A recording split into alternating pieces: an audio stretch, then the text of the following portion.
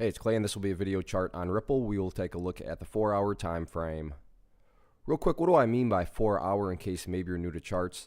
Instead of each one of these candlesticks here representing 1 day's worth of price action, which is what you would normally see, each one represents 4 hours. So while this may look like a couple months worth of time, it's actually just the past couple of weeks broken down into 4-hour time slices. I like to do this time frame. I think does a good job of telling the quote-unquote story of the price, and then makes mapping out levels of support and resistance a bit easier to see. And as I always say, with the crypto markets that are open 24/7, from a presentation standpoint, especially now that we're going into a weekend, you know, the chart is going to continue to unfold even throughout the weekend. So it just allows me to keep the chart as relevant as possible for as long as possible by focusing on some of these broad term levels. And not a whole lot to talk about here, although I am going to pat charts on the back. And, you know, just this is why I laugh when people say, oh, charts don't work. The price started to fall and fall and fall. And what a shock. Look right where it happened to bounce.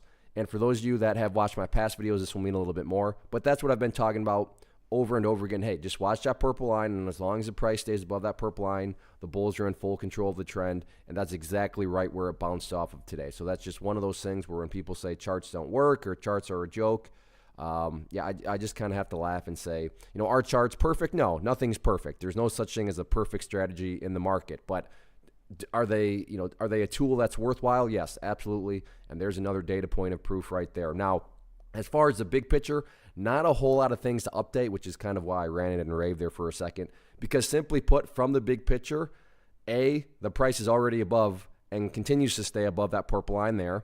And B, the price is still up above this other level of support that I've talked about in past videos, which is right there at 240, that green line, 241, 242, whatever you want to call it. But it's above both. And let's just say, for example, that over the weekend the price comes down here, you know, bounces around this area a few more times before heading back up.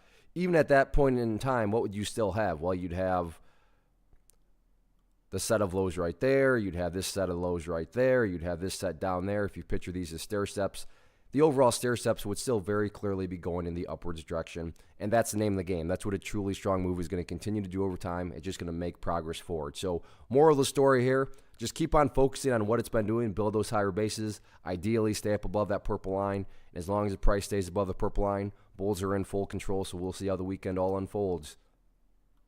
One of the biggest questions that I get is, hey Clay, how do you find the stocks that you trade? So what I've done is put together a free resource guide where I talk about the tools that I use to locate stocks that I find interesting and think may have potential. So if that sounds like something that could add value to you as a trader, then click on the image that is up on the screen right now and I will email you the guide. The guide itself is very short and to the point, and best part, it's completely free. Thanks for watching the video. Let me know if you have any questions.